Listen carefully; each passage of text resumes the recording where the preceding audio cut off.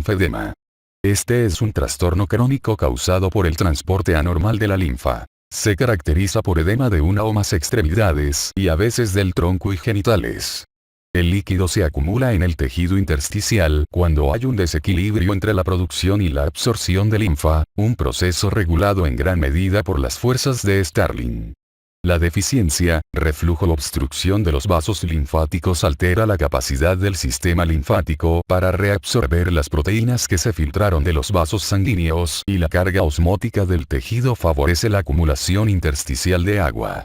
El linfedema persistente induce respuestas inflamatoria e inmunitaria, caracterizadas por infiltración de células mononucleares, fibroblastos y adipocitos, lo que conduce al depósito adiposo y de colágeno en la piel y tejidos subcutáneos. Anatomía linfática. Los capilares linfáticos son tubos con extremo ciego formados por una sola capa de células endoteliales. La membrana basal ausente o con grandes perforaciones de los capilares linfáticos permite el acceso a proteínas y partículas intersticiales. Los capilares linfáticos se fusionan para formar vasos precolectores microlinfáticos que contienen muy pocas células musculares lisas. Los vasos precolectores drenan en los vasos linfáticos colectores, que están formados por células endoteliales, membrana basal, músculo liso y válvulas bivalvas. A su vez, los vasos linfáticos colectores se fusionan para formar conductos linfáticos más grandes. Como en la anatomía venosa, hay vasos linfáticos superficiales y profundos en las piernas que se comunican en los ganglios linfáticos poplíteos e inguinales. Los vasos linfáticos pélvicos drenan en el conducto torácico, que asciende desde el abdomen hasta el tórax y se conecta con la vena brachiocefálica izquierda. La linfa es impulsada en dirección central mediante la actividad contráctil fásica del músculo liso linfático, facilitada por las contracciones del músculo esquelético contiguo. La presencia de válvulas linfáticas asegura el flujo unidireccional. Etiología. El linfedema puede clasificarse como primario o secundario, cuadro 276, 2. La prevalencia del primero es cercana a 1,15 por 100.000 personas menores de 20 años de edad. Afecta más a menudo a las mujeres que a los varones. El linfedema primario puede producirse por agenesia, hipoplasia, hiperplasia u obstrucción de los vasos linfáticos. Hay 3 subtipos clínicos. Linfedema congénito, que aparece poco después del nacimiento. Linfedema precoz, que comienza durante la pubertad, y linfedema tardío, que por lo general comienza después de los 35 años. Las formas familiares del linfedema congénito, enfermedad de Milroy, y del linfedema precoz, enfermedad de Meige, pueden heredarse de manera autosómica dominante con penetrancia variable. Las formas autosómica recesiva o la ligada a X son menos frecuentes. Se han establecido vínculos con 19 genes, como mínimo, de las formas hereditarias del linfedema.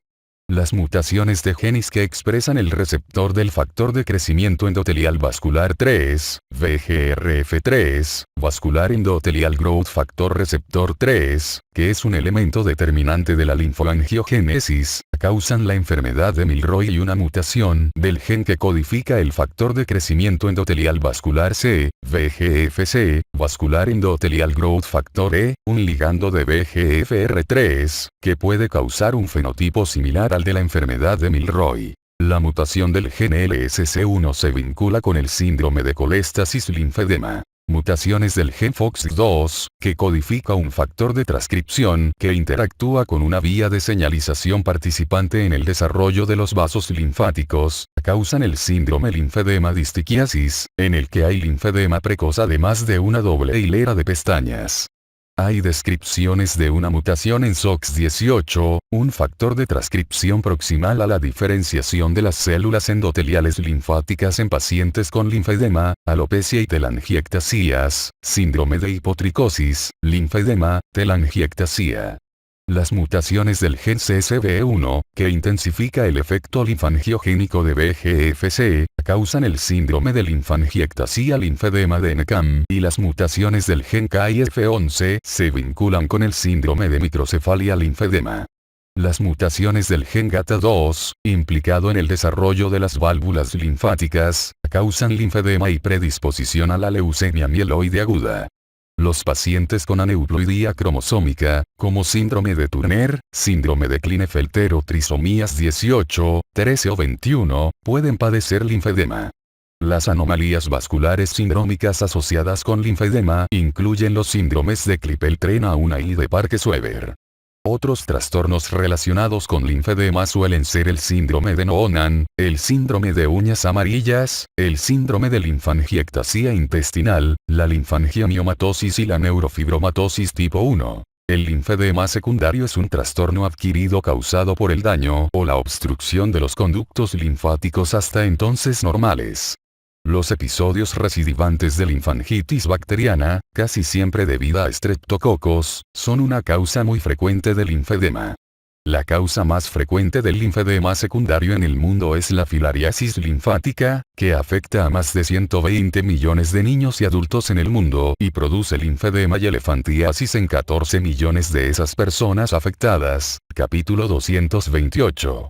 La linfangitis estreptocócica recidivante puede derivar en linfedema crónico. Otras causas infecciosas son linfogranuloma venéreo y tuberculosis. Una causa adquirida común del linfedema en países tropicales es la podoconiosis, resultado del contacto de los pies descalzos con el suelo y la absorción de partículas de silicato en él provenientes de rocas volcánicas.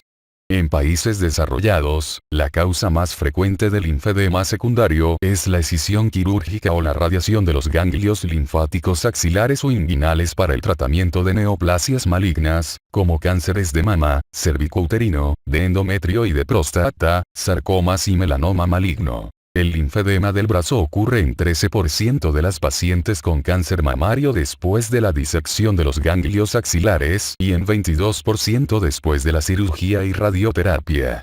El linfedema de la pierna afecta a casi 15% de los individuos con cáncer después de la disección de los ganglios linfáticos inguinales. Los tumores como el cáncer prostático y el linfoma también pueden infiltrar y obstruir los vasos linfáticos. Las causas menos frecuentes incluyen dermatitis de contacto, artritis reumatoide, embarazo y linfedema facticio o autoinducido después de la aplicación de torniquetes. Cuadro clínico. Por lo general, el linfedema es un trastorno indoloro, pero los pacientes pueden experimentar una sensación sorda de pesadez crónica en la pierna y casi siempre están preocupados por el aspecto de la misma. Al principio, el linfedema de la extremidad inferior afecta al pie y progresa de manera gradual por la pierna hasta que toda la extremidad está edematosa, figura 276, 2. En las etapas iniciales, el edema es blando y forma una fovea con la presión. Con el tiempo, el tejido adiposo subcutáneo se acumula, la extremidad crece más y pierde su contorno normal. Los dedos del pie parecen cuadrados. El engrosamiento de la piel se detecta por el signo de Stemmer, que es la incapacidad para elevar la piel en la base de los dedos. Piel de naranja es un término usado para describir los hoyuelos en la piel, semejante a los de la cáscara de la fruta, causados por el linfedema. En las etapas crónicas, el edema ya no forma fovea y la extremidad adquiere una textura leñosa a medida que los tejidos se vuelven indurados y fibróticos. La International Society of Lymphology describe 4 etapas clínicas del linfedema, cuadro 276, 3. Diagnóstico diferencial. El linfedema debe distinguirse de otros trastornos que causan edema unilateral de la pierna, como la trombosis venosa profunda y la insuficiencia venosa crónica. En esta última, el edema es más blando y a menudo hay evidencia de dermatitis por estasis, hiperpigmentación y varicosidades venosas superficiales, como se describió antes. Otras causas de edema en la pierna semejantes al linfedema son el mixedema y el lipedema. Por lo general, este último ocurre en mujeres y se debe a la acumulación de tejido adiposo en la pierna desde el muslo hasta el tobillo, sin afectar el pie. Pruebas diagnósticas. La valoración de los pacientes con linfedema debe incluir pruebas diagnósticas que esclarezcan la causa. La ecografía abdominal y pélvica, y la tomografía computarizada, CT, Computed Tomography, detectan lesiones obstructivas, como las neoplasias. Las imágenes por resonancia magnética, MRI, Magnetic Resonance Image, de la extremidad afectada pueden revelar un patrón empanal característico del linfedema en el espacio epiaponeurótico, además de identificar los conductos y ganglios linfáticos. La MRI también es útil para diferenciar entre el linfedema y el lipedema. La linfocentellaografía y la linfangiografía rara vez están indicadas, pero pueden usarse para confirmar el diagnóstico o distinguir el linfedema primario del secundario. La linfocentellaografía consiste en inyectar un coloide que contiene tecnecio marcado en el tejido subcutáneo o distal de la extremidad afectada, lo que permite obtener una imagen con una cámara centelleográfica para visualizar los vasos y los ganglios linfáticos. Los signos indicativos del linfedema primario incluyen llenado ausente o tardío de los vasos linfáticos, o flujo retrógrado dérmico causado por el reflujo linfático.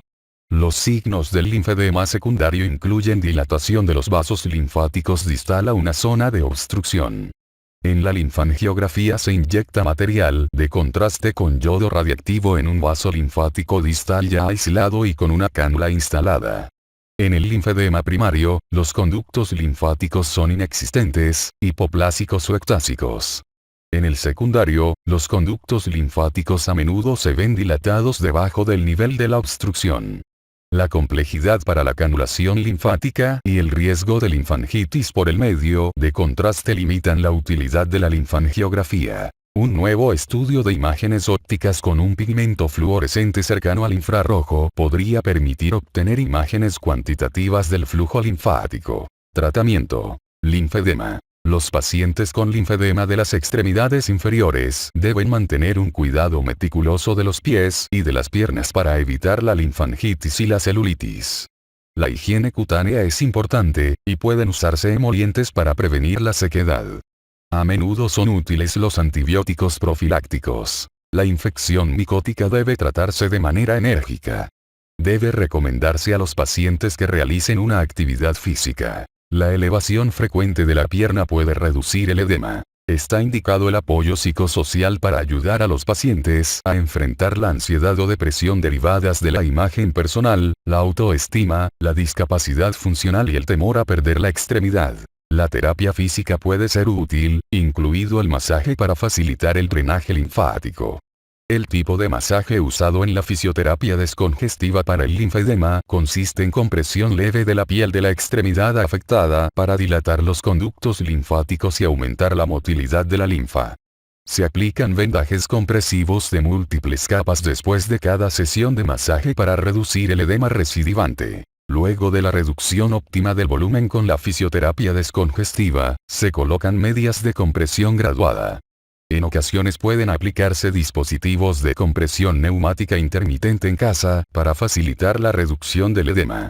Los diuréticos están contraindicados. Pueden causar hipovolemia y alteraciones metabólicas. Puede considerarse la liposucción junto con la fisioterapia descongestiva para tratar el linfedema, sobre todo el posterior a la mastectomía. Rara vez se usan otras intervenciones quirúrgicas. Con frecuencia son infructuosas para disminuir el linfedema.